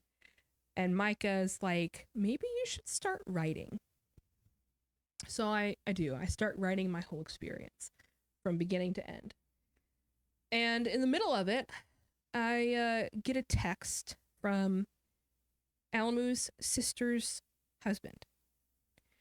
And it said, he's married. I said, I know he's married. He told me that. He's like, no, no, no. Like, you don't understand. Like, he's got kids and everything. And you're not the first person he's done this to. And I thought, you know what? There's got to be some sort of repercussion to this action. And so maybe it was the bipolar depression fueling me. Maybe it was something else. But I said, I'm going to go tell his dad. Oh, oh man. So I took out a piece of notebook. Well, it was a whole notebook, not just a piece of notebook paper, but a whole notebook. And I wrote in chronological order everything that had happened between Alamu and myself, including all of the interactions that I'd had with his siblings. And I took that notebook and I got another train ticket, except this time it was a standing only ticket there, so I had no place to sleep. Oh man.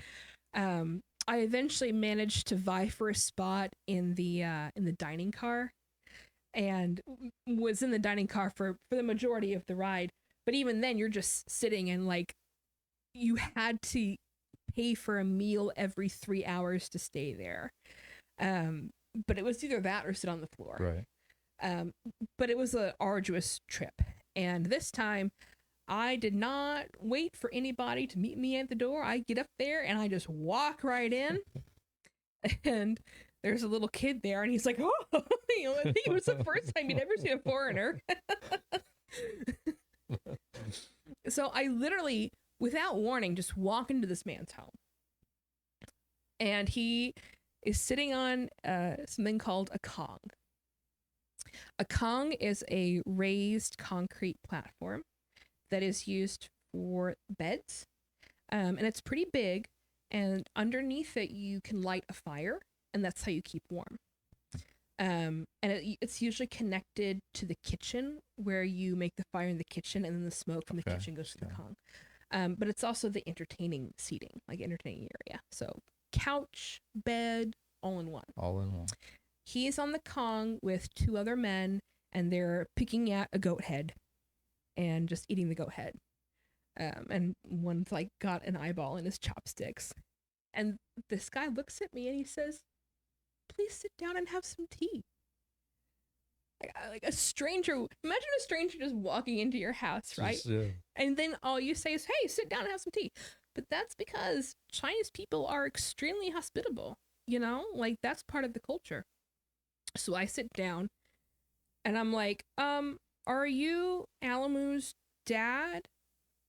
And the guy's like, I am. And the other two men immediately get up and walk out. Oh, I know. I know it's about that. Yeah. So I take out my notebook paper, and this man, his common Chinese is very poor. So he has to listen very intently. And as I'm reading this notebook, my Chinese is shaking, and I'm shaking. And I'm crying sometimes, my voice is quivering, and I'm just trying so hard to read this document that I'd written. But Alamu's dad like nods and leans forward and gets lower, and like I can tell he's listening. And I get done, and he says, I can't give you your money back, because Alamu still had never given me my money back. And I don't think you really want to marry this guy, and I can't force you to do that, and that's a bad idea either. He said, but I'll see what I can do for you. And it takes a long time for Alamu to get there, but he does come. And in the meantime, the father had tried calling all the other siblings, and nobody responded. Um, Great. so Alamu comes in, and it's night at this point, and he sees me in their sitting room, and he takes the glass of tea that's in front of me and he throws it in my face, and I had no reaction. I said, "Was that fun for you?" He got mad, and his mom stands up and she's like picking tea leaves and flowers from my hair, and he starts to say stuff to me. But then his dad comes in, and Alamu immediately backs up towards the Kong. And his dad is very even toned, speaking low, does not raise his voice, but speaks for a long time. And I'm watching Alamu, and Alamu starts to cry, and his head hangs low, and he makes himself small.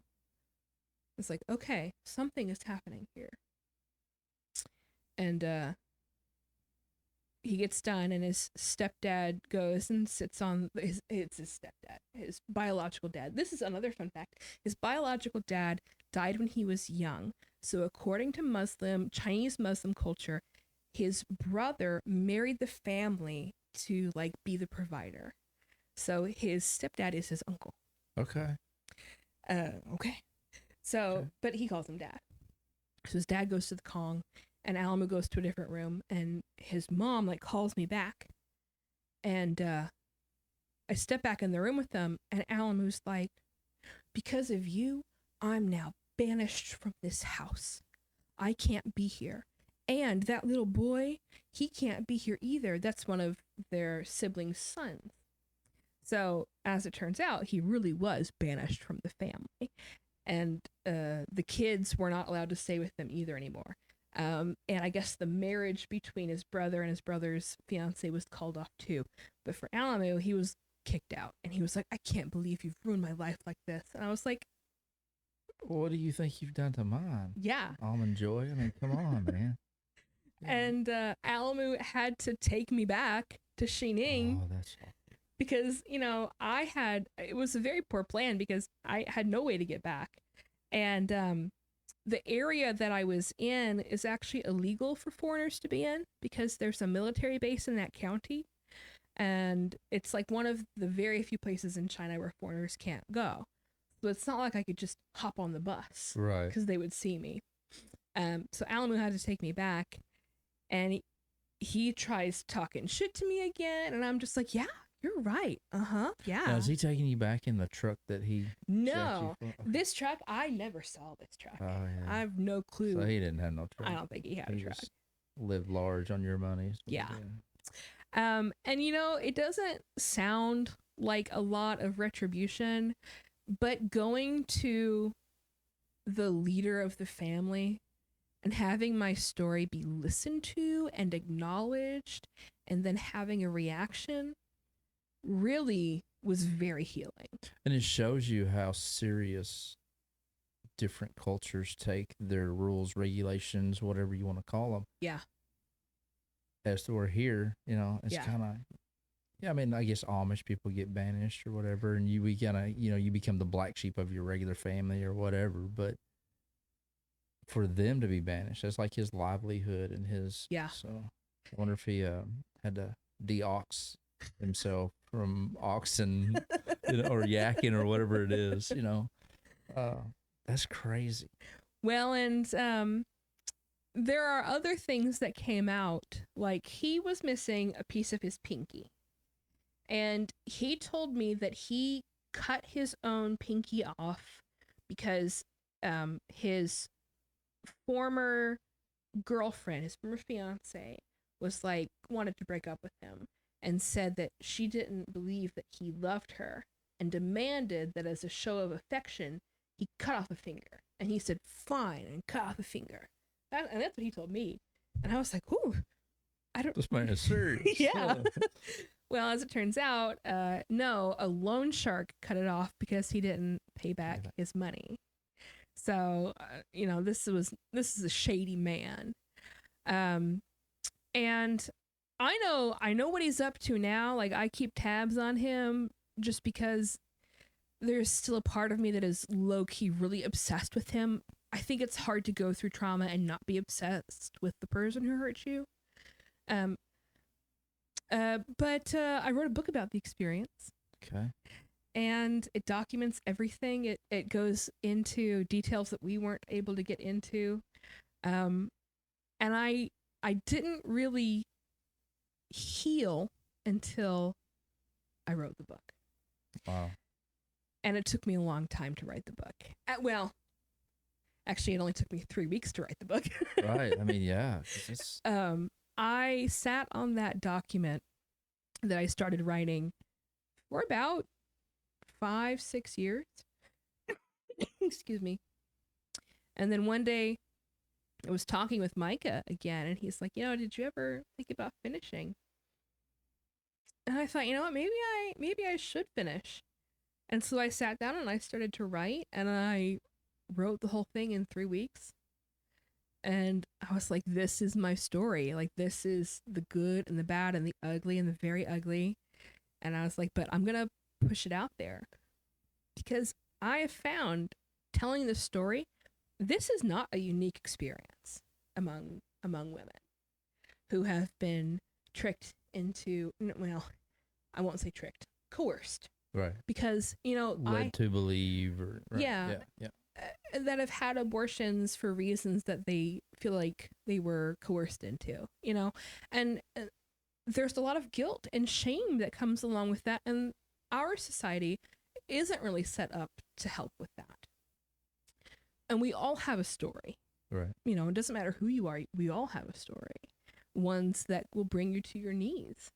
And I was like, I got to get this out here, and people have told me that reading the book really has affected them and helped them get through their own traumas. And I've had a lot of people who have been what I consider to be survivors of this trauma. And I'm like, yeah, I've been through something similar, and they're like, I held on to this guilt and shame. And I was like, you don't need to, it's okay. But there is also, you have to accept your own actions, right? Like, nobody forced that pill down my throat. Right. I took that pill on my own. But it wasn't a decision that I just made out of the blue. Let me ask you this. Do you think if you would have been here in the United States, would that have been a decision you would have made? I don't think so. I think that if I was in the United States, I would have had the support system Right. here, first of all. I mean, it's almost, and I am not one to be given like advice or anything, but it was almost like out of an act of desperation. Yeah. You weren't, personally, I'm not a believer in abortion. Yeah. I don't judge people for it. It's not my place to do that. It's Yeah. not our government's place. It's not my place to do it. It's your decision. I don't believe in it, but it's your decision, because I don't have any control over your judgment, at the end of your life. I don't. So I will never understand how I'm a man, right? I would never understand the choice, I guess, or the decision on having to make that, I do it or I don't, right? And to hear your story, it's like you had nowhere to go to, and I'm not talking about like a place to live. I'm talking about in your mind, with everything you've gone through, you had a decision that you ultimately had to make that you didn't want to make. And while you were telling me that story, I was like, I bet you if she was here, she would not. If she could have got out of there beforehand, she would have never done that. Well, and honestly, I think that if I had had any contact with anybody else that was in my friend sphere or my family sphere while I was on that mountain, I would have made a different decision. But when I was up there, we didn't have cell service. Right. And my phone was dead anyway. After a while, you're up on the mountain for a couple days and your phone just dies, right? And I didn't have anybody to talk this through with. I just had his sister. You're basically stranded and being held hostage on this mountain. If you really stop and, like, I would watch this movie. Well, and let me tell you, I would watch this movie. I honestly believe that if I had told Alamu that I would not get an abortion, I believe he might have killed me on that mountain. Because he had a vested interest in making sure that I did not have his child for a multitude of reasons. It would have ruined his life, right? And his siblings had already gone along with this long con and were fine with lying to me. And, even his sister, I don't know, looking back, if she was telling me the truth when she thought she Or was was she getting some of that money you gave him? right. Or maybe even this I've considered, she was thinking, if she has a baby with this man, it will be hell for her and the baby forever. Maybe if she gives up the baby, it will spare her pain. From her cultural context, Right. I can see why she would say that. But it's like how the whole family was saying, do this, and I just wanted to make the best decision for love. I was blinded by what I was desperate for love, and I lost myself. As that's what it came down to, and I had no way to ground myself.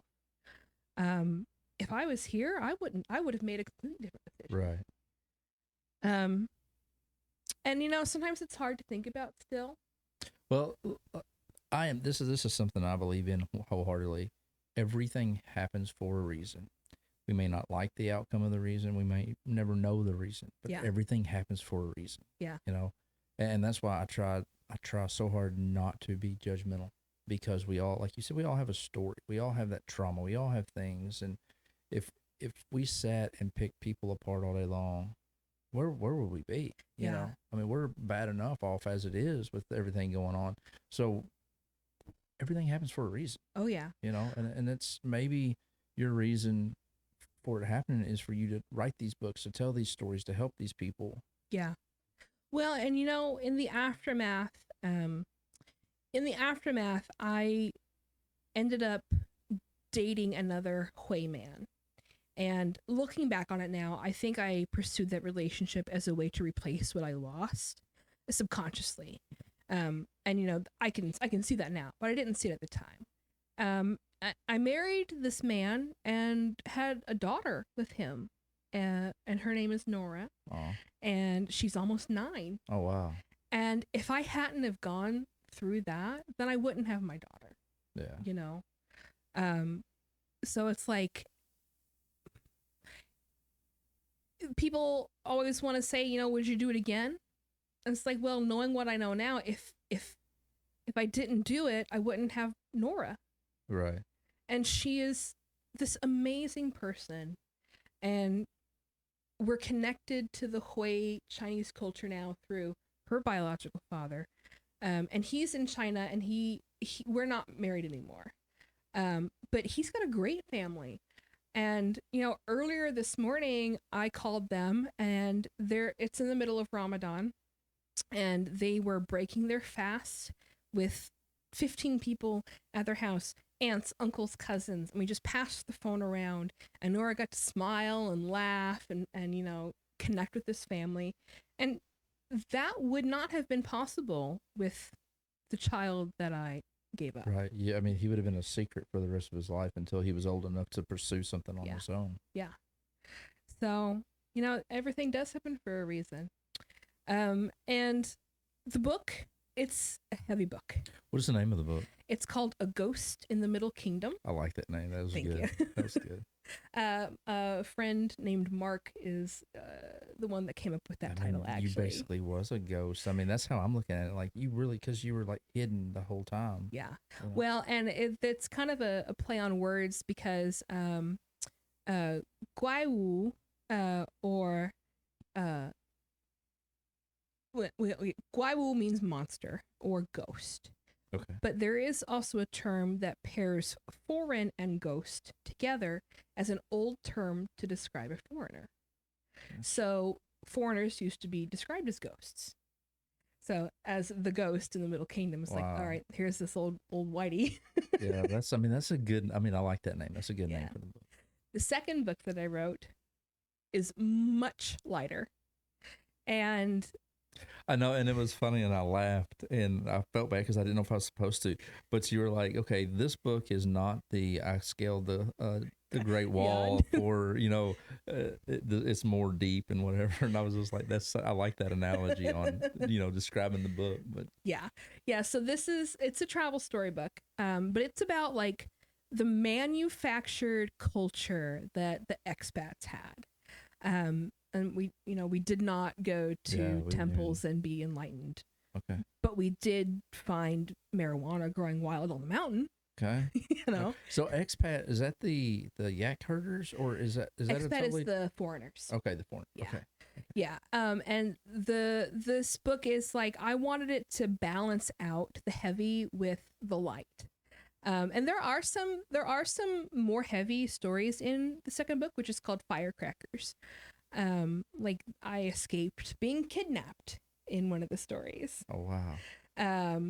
But then it also has stories like my friends and I tried to make mooncakes, and we thought we were doing a great job, only to find out that the egg yolk we were using were rotten. And so, Oh man. and then I make these mooncakes, and my friends and I take the whole day to make them. We eat them, and half of them have rotten eggs in them. The other half, I get to take some home, walking down the street, trip on the concrete, and there go the mooncakes flying out. Wow. You know, just little stuff like Just that. yeah. Or, about how we would skinny dip on the weekends. And one time I met a deaf man while we were skinny dipping and learned sign language while we were in the water together. And expat life was fun, and different from the integrated local life. So it's kind of just sharing those stories. That's really cool. Yeah. And where can we find these books at? They're both on Amazon. Okay. You can also get them through Barnes and Noble, Target. Barnes and Noble and Target pair together. So Okay. Amazon is easiest. The Ghost in the Middle Kingdom is available for free on Kindle Unlimited if anybody has Kindle and wants to read it that way. Oh wow. And download it for free and share it. I'm not in this for the money. Yeah. And honestly, selling books doesn't pay money It's anyway. not, yeah. It's a very very expensive hobby rather. And the second book is coming out May 1st. Oh, okay. So it's not out yet. Although if you are interested in reading, I would be happy to give you a copy. I would early. love to. Yeah, I can definitely hook you up with a I copy. would love to. Yeah, that's because I was like, man, do I need to read the book before she comes, or do I wait and hear the story in person and then read the book? Oh yeah. And I decided that I was going to wait because I wanted to hear it, because I knew that just like any story you tell, there's things that you're not going to tell until you're. Yes. It's like a movie trailer, Yeah. if you will. So I wanted to see and then kind of fill it in later on while reading the book. So I'm excited about that too. So about both of them. Well, I hope you enjoy the wild ride. Yeah, I will. I've been intrigued this whole time, and like normally, I had the whole ADHD thing, and I interrupt a lot more. But I was just kind of drawn in on the story because it's so unbelievable, but it's true, right? Yes. And that's like, if I wouldn't have read the seen all the articles and kind of done the research, I'd be like, there's no way. But I want to watch this movie. Yeah. Right. I want to watch this movie, and I'm like, who could play her? Right. I'm already like putting this together, and I don't know what Almond Joy looks like. That's what I'm calling him, because I'm just like, dude, like maybe Mounds. I don't know, because he sounds like a nut, but At the so time, I'm trying to like figure out I also who's going to play had who. dreadlocks at the time that went down to my butt. Oh wow! So whoever plays me in this movie is gonna have You're gonna have to suck it up and dreads. that is crazy. Well, let me ask you one more thing before we close out. You mentioned earlier about a picture that was taken with the hospital staff and you. Is that a picture that you have? Is it a picture that like they just have? It's a picture that they have. I know that at one point in time it was hanging up on the hallway when you exit the elevators, and the maternity ward. Well, and the reason why I was asking is because I thought if you had it, or just even if you don't have it, looking at that picture, would that, because you said you forced a smile, and how would that? I think that was the most jarring experience that I'd had in China, to be honest. And, people have taken my picture in China all the time. They see a foreigner. Right. I actually have a folder on my laptop full of pictures that I've taken of people taking pictures of me. That's awesome. I like stuff like that, right? That's the cool thing. It's kind of like the marketplace mirror salesmen. It's like you're in the mirror taking a picture. Yeah, but yeah, that's pretty cool. But it was just like they had no concept of any of the pain that I was experiencing. Right. To them, this was a happy celebratory event. Yeah, and that's what I was going to say. It was like they were so excited to be able to perform this procedure on you because you're a foreigner and it's the first one they've ever had. Yeah. Right. Yeah. So it just blows my mind. Like Yeah. your whole story, your whole experience just blows my mind. Like it's very interesting. I want to see the movie. Like I want to see. Like I'm just thinking. I know a guy that he does production, and I may be like, hey, I need to put you in touch with Anna. Like, dude, I could write the screenplay. It would be good. Like, Yeah. It would be a good dramatic movie. I think so too, and I don't think it would be very hard to pull off. I don't think it would. I don't think so either. But yeah. Yeah, well, thank you for coming down. And I think what I'm going to do is I'm going to reach out to you again. We can do it over Zoom or over, so you don't have to drive all the way back down here and do another episode. We'll do another, like, on some of your stories after your book comes out. Yeah. I think that would be good. That'd be fun. I'm gonna pass your information along to some other friends in the podcast nation and have them, because like it's interesting. It's really neat. Like I'm I glad said, you think so. when you sent that to me, and I was just like, there's no. And I was like, she has got to come here. Right. It's one thing to do a podcast remotely. Yeah. But to have the person and sit down with you and actually feel and hear their emotions while they're telling the story is so much better. Right? Oh, I agree. So thank you so much for coming. My pleasure. Anything else you want to add or anything before we close out? No, just love to all, man. It is love to all. That's it. I like that soul. So until next time, y'all be good to each other. Respect.